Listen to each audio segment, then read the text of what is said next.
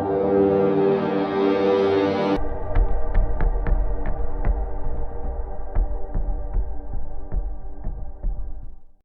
this is Captain Chaudhary. My today's discussion is about provisions of limitation of liability for maritime claims in to our system, that is in our Merchant Shipping Act.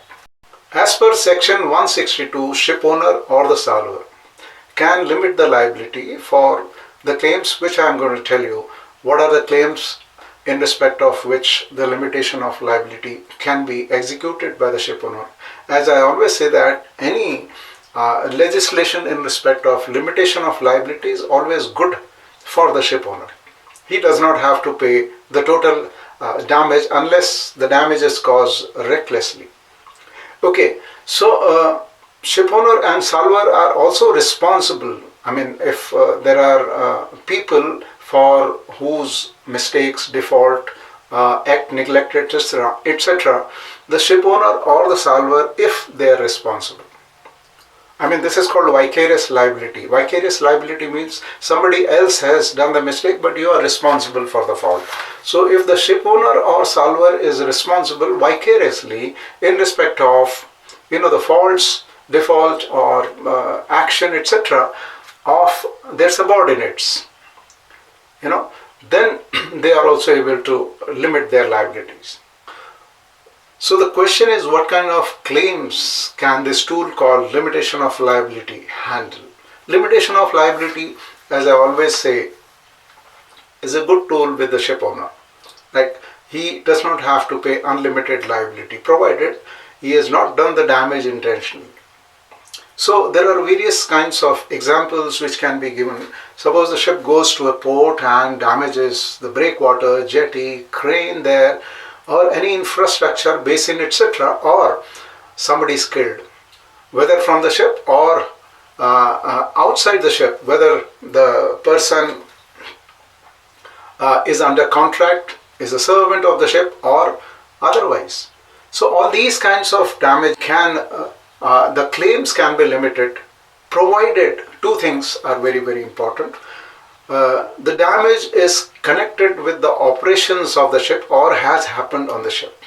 So it is very, very important that connectivity is there with the ship's operations, the normal operations which the ship does.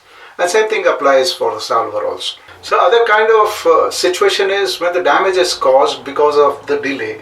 Because of the delay, you might have the claims from the passengers or in respect of cargo.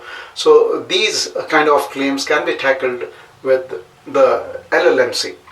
In addition to that, there is a situation called infringements of rights. Infringements of right means, I would give an example like you get grounded or disabled just in the mouth of or the entrance of a channel and you block the other ships. Now you have infringed the rights of the people who do not have contract with you. They are strangers. So when they are strangers and because of you they are not able to berth in a port, they are not able to get out of the port, then they will have claim on you, and that claim can be limited because you are infringing the rights of people who are not with contract, who don't have contract with you. So another situation is you are trying to remove the wreck, raise the wreck, or you want to remove the property from that ship which is sunk or it is stranded or it is abandoned. You are trying to recover the property, cargo, etc. from that ship.